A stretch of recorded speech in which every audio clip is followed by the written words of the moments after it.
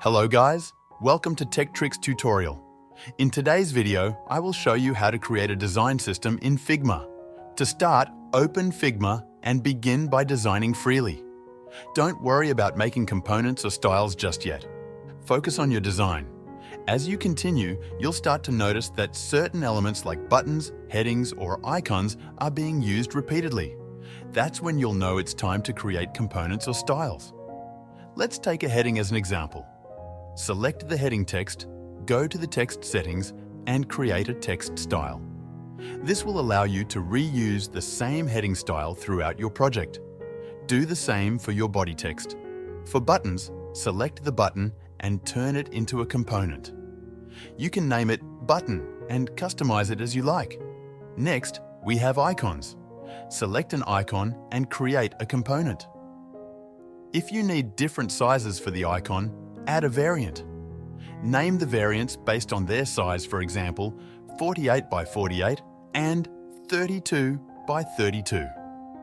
Repeat this process for any other elements like colors. You can create color styles by naming them based on their use, such as primary for your main color. Once you have your basic elements like buttons, text, and icons, you can start combining them. For example, if you frequently use an icon and text together, create a component combining the two. This is what's called a molecule in design. Molecules are reusable combinations of your basic elements. Now let's say you have a card design that uses a heading, body text, an icon, and a button. You can turn this card into a component as well. If you need different versions of the card, such as a success or error state, add variants to your card component.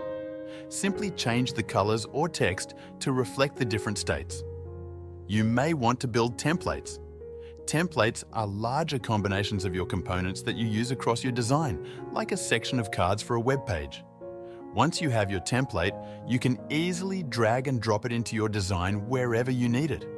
And that's how you create a design system in Figma. Start with the basics, then build up to more complex combinations of components. This will help keep your designs consistent and save you time in the long run. If you found this video helpful, please like and subscribe to our channel for more tech tips and tutorials.